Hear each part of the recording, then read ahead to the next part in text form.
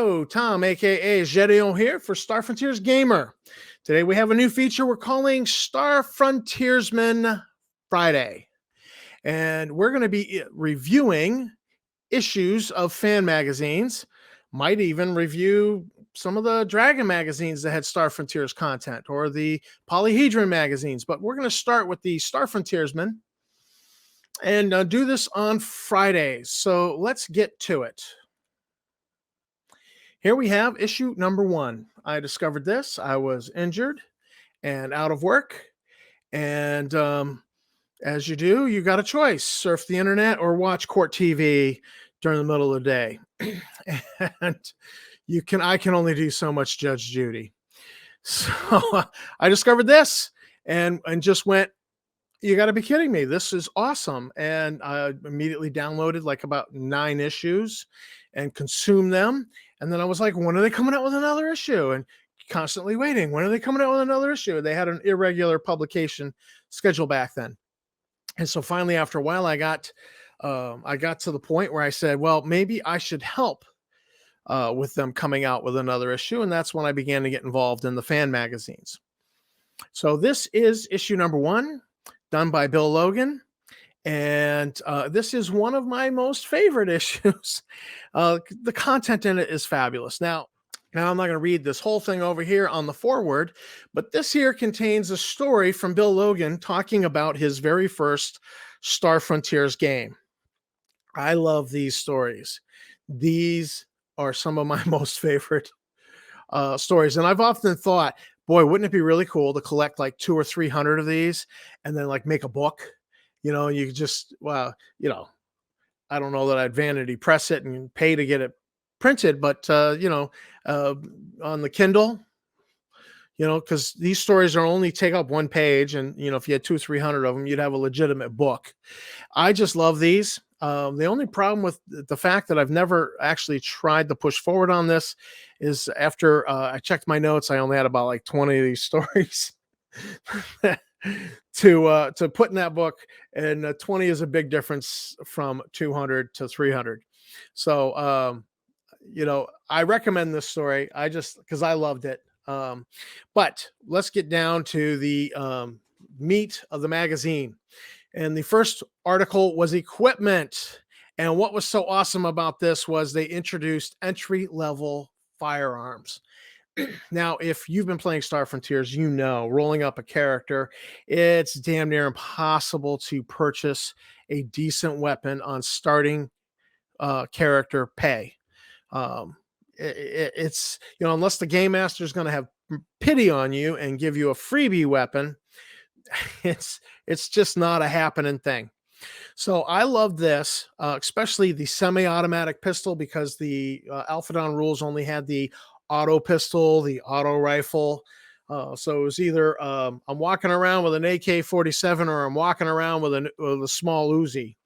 And I love this idea of a semi-automatic pistol. I think this is brilliant to add this to the game. Should also include adding the semi-automatic rifle. More or less the same stats as the auto rifle, just, take away burst fire. So I like this a lot. I thought that they should have added a revolver, like a 38 caliber Friday night special. Just call it the Port Lawrence special. And, maybe it comes with a box of 24 bullets so that you can reload it. And, only six bullets in the cylinder. Maybe dumb down the range a little bit from the auto pistol might be appropriate. And since it's 38 caliber, smaller caliber than, what you would expect from this type of a semi-automatic pistol, we could say that it's 1d10 minus 1 point of damage, with minimum always being 1 point of damage. And that might be an appropriate weapon to add. But I loved that this article added these entry-level weapons. I thought they were fabulous. Even the blast pistol, which has 4d10 for 2 SEU, has a very limited range. So it makes a very balanced entry-level weapon. It's only good up to 15 meters. Beyond that, it's nothing. Gyrojet wrist rockets only has 3 of them, loaded in the back of your back of your wrist, back of your hand. What's really cool about this weapon is that when combat happens and your pistol is holstered, there's a -2 initiative modifier for your rolling initiative. But that doesn't count with these. These are not holstered. It's just point and shoot. So I think this was fabulous. The defensive suits, I was kind of on them, but the miscellaneous equipment's all kind of exploration kind of stuff. Well, the Visocom, not so much, but again, I liked everything here that was added. So one of my favorite articles. In fact, when I'm starting a new game and the characters are like, well, what about guns? I go right to this issue, open it up, and I go, well, can you afford one? You actually can afford one of these on starting pay. Or I might give one away. Like if I've had a character, I've had a player try to weasel a free gun out of me, and I gave him a semi-automatic. And he's like, it's not what I was thinking. I'm like, well, that's what you got. But it's every bit as good as an auto pistol. It just doesn't have burst fire. So scrolling down, locations. Let's zoom out a little bit. This here is the Evergreen Detainment Camp on Evergloom. And Evergloom is a moon in the it's a moon of Triad in the Cassadine system. So they painted in a little corner of the frontier that has not been covered before. We get some information on it. We got a little piece of map, and it tells us that there's this Comac colony, outpost, village, whatever, that direction, and Thurvastine colony this direction. My only quibble is this map. You've got one road coming in and one road. So what if you want to go from Thurvastine to Cormac? You got to drive through the prison. Prison management's going to be like, go around. You're not coming in the prison. That's a security risk. We're not letting everyday people come in the prison. It's just not happening. So this road really should have a way to go around the prison and then just have a turn in to the prison. So that's my only quibble with this map, but I loved that it was fleshed out. And the other thing that was done, and they just included this little stat block here. There's no description on it. You could actually write your own description, write your own fluff about this creature, color this creature in a little bit. Is this thorn snake for Evergreen? It's from the methane coastal areas. So just by putting that word methane in there, they told us a little something about the environment. They've included a creature, a hazardous creature. The bite is not dangerous, but the bite is toxic. It's strength 5 with toxin 10. So or turn. I'd have to look it up in the rules again. But anyhow, it looks like a fairly bad toxin to be getting your character injected with. So I love that when they go, oh, here's a little location, but then they give you some more information about the environment. They take some time to think about the flora and the fauna. I always appreciate that. This is really cool. As a prison, it's got 30 levels, 20 above ground, 10 below, 100 prisoners per level, so 3,000. So it's a substantial prison. And that being said, it might even be it might possibly be a Starlaw prison, although it could be a prison from Triad, from the local planetary government of Triad, people who have been exported off Triad to the moon to this detainment camp. It was called a detainment camp, wasn't it? So that suggests, maybe the government being the heavy here, or the megacorp that's on this planet on Triad is the heavy. The NET megacorp might be the heavy here. I don't feel like Cassadine would, but I like this, and it was just done as one page. So it's a great little location if you're looking for something quick to drop in. Archetypes. One of my most favorite articles in all of the magazines is the Archetypes. And here we have the Drollicite archetype. Now, the thing behind an archetype is when they do these archetypes is they look for something in the racial description to leverage for that character. Like, for example, when they did the Drolosite interrogator, he's an interrogator. The Drolosite has an edge as an interrogator because he has lie detection. Starts at 5%, but he can develop it. So that lie detection gives a Drolosite an edge as an interrogator, and that makes the Drolosite interrogator an archetype. Well, here we have the Drolosite martial artist, and it's trying to leverage the ability of the Drolosite to produce multiple limbs.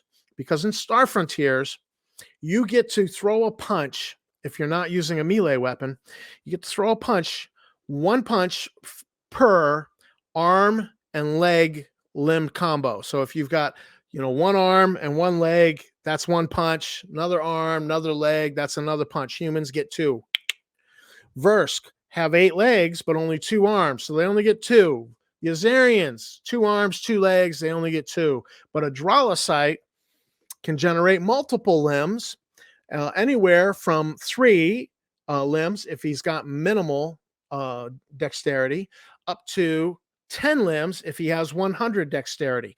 He'll only get to 100 dexterity through some adventuring and developing of that, but meanwhile he won't be developing his skills because he's plowing all that exp into his dexterity to get up there to the to the 8 or 9 limbs. So that's what they're going for here, is because you have all those extra punches, so that in one combat round, I mean, this guy with say he's got 9 limbs, he's wailing away for 8 shots, or if he gets to that 100 dexterity, he's throwing 5 punches when everybody else is only throwing 2. I mean, it's just boop, boop, boop, boop, boop. So it's kind of cool. Then the special thing about martial arts skill is that you have a greater knockout range than the average character. The average character throwing a punch and rolling an 01 or an 02 will knock somebody out.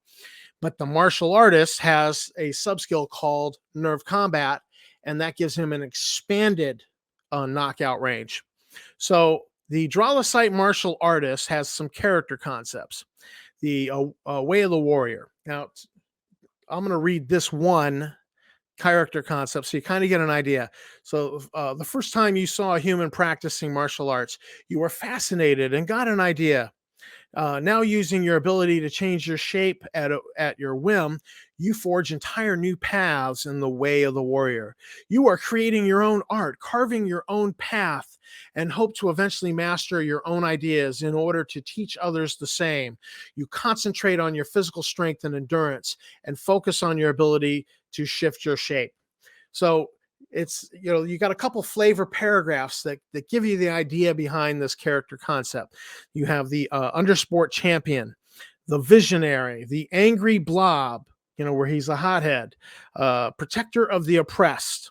So there are 5 of these character concepts. That's kind of unusual. Most of the archetypes only have about 3. Then the next section is development. And so you get some paragraphs on developing abilities. And so there'll be some discussion on what should you be focusing on for this character concept in developing the abilities for this character. Then on developing skills, there might be some discussion on racial abilities, like, with the police interrogator, the Drolosite interrogator, he's going to want to develop his lie detection. Then there's some discussion of equipment for this character. And then most of the archetype articles end with this edges and flaws system. Now, Bill Logan included this. The edges and flaws rules were just an extra. I don't know where he got it from. I think he saw it in another RPG and said, that's a good idea. And so he added it to the digitally remastered Star Frontiers Alpha Dawn rules. And I thought the edges and flaw system's great. If any player came to me and says, I want this edge and this flaw for my character, I'd be like, absolutely. Let's add them in. I might disapprove. I might be like, I think that edge is too powerful. Let's pick a different one. So I would discuss it with the players, but I would be absolute because it adds a little extra wrinkle, a little extra flavor to the character. I like these. So this was a nice bolt-on rule that Bill Logan added, and it was in the digitally remastered. Sadly, that's not available on the net, um, but sometimes you can find it on one of those sites where people share files. You go looking for that if you like. Uh, but again, it's easy to add in. Take one edge, take one flaw. And once you read them, you get a feel for them right away. The next archetypes, the verse smuggler. Character concepts were the courier, the dealer, the kidnapper, the reluctant hero. And again, we get a discussion of developing abilities. And here they put in we just move the cursor here. Comprehension with 3 exclamation points. Get this score up quickly as it helps you get the lowdown on what's really going on during a business deal.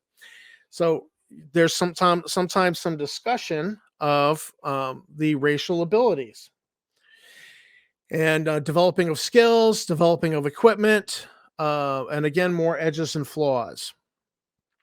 Then we get character races. Normally, I'm not a fan of these. I already feel like the Frontier, from all the canon sources, Dragon magazines, from the Dragon magazines, there's at least 3 or 4 sapient species added to the setting. The Alphadon rules have the core 4 player character races plus the Sathar. So that's so now we're up to 9. The Game Master screen had the Azura core. So that's that's another, so that's 10. And then in the modules there's some primitive sapient species added, so 4 from the Volturnus series, 1 from Alcazar, and then like another 2, I think 2 more from the Beyond the Frontier campaign. So we're in the neighborhood of 20 sapient species, some of them primitive, already in the Frontier. It's almost like the creature cantina in Star Wars. But I kind of like this one, even though it's got this centauroid type of body where, half eel, half man type of look. But I kind of like it because I came across a piece of artwork that I redrew and made them a much more primitive looking eel-like species. And so because I have better artwork for this species that I redrew, it's in one of my books somewhere, I kind of like them a little bit more. And I also like that whoever wrote this, I don't see the name here, it's probably Bill Logan. They avoided my number one sin with creating a new race, where the creator, they just bang together a new race and they don't root it in the setting. They don't give it a place to live and inhabit. And that's my number one sin. And so I had originally misread this, and I thought, they don't have a place to inhabit.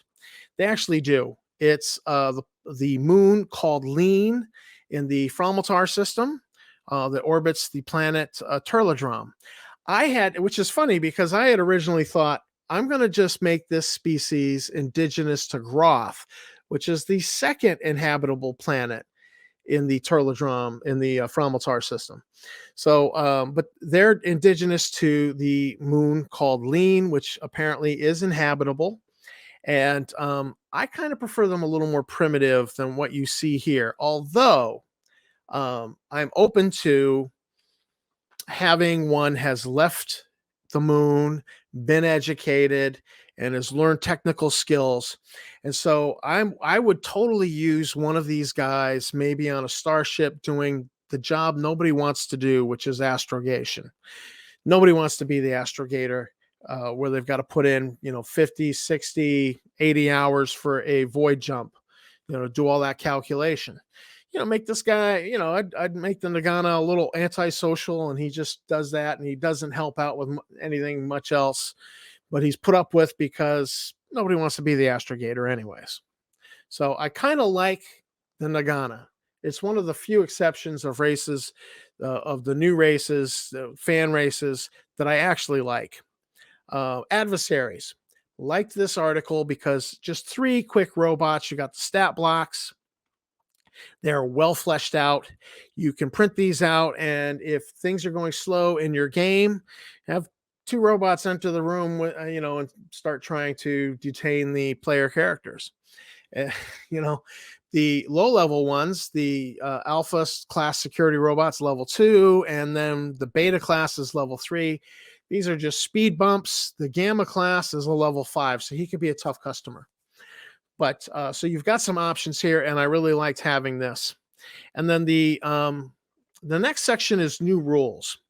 Now, I had always just thought experience points are 1 to 3, because in almost all the modules, you read the end of a little adventure segment, and it would say 1 to 3 EXP over and over again. And so I kind of got it in my head that you just give out 1 to 3 EXP. But this paragraph here where it says the old way, this is the actual paragraph in the Alpha Dawn system, the Alpha Dawn rules on page 55. This is exactly what it says. So 3 to 7 should be normal. So I've been I've been lowballing the players all these years with my EXP. Sorry, guys. But this new way is interesting. You kind of need to read it for yourself. I kind of like some of it. I do not like that. You have these options like if you have done 1 ability check during the session, you get 1 experience point. Well, then everybody's going to be looking for some way. And inventing dumb reasons to do an ability check. I'm doing a personality check to flirt with the waitress. Not for any reason, not for any valid reason for the game or for the adventure, just so they get their 1 EXP. And then the same with the skill checks. I'm doing I'm going to run a diagnosis on just make sure that this NPC is in good health. No, I'm not doing it. Just give away these 2. Take them out of here. Just give it away. So if you survive, then you get an extra 3 EXP for just surviving. You get the minimum. And then all these other things would apply. And so you need to read that if you are interested in an alternate EXP system. I don't know. Otherwise, it's just give 3 to 7, maximum of 10 per session. So skills. This article here on skills is about adding, making the ability scores count more in the Star Frontiers rule set. And I like this little table here where it's got a matrix by skill level.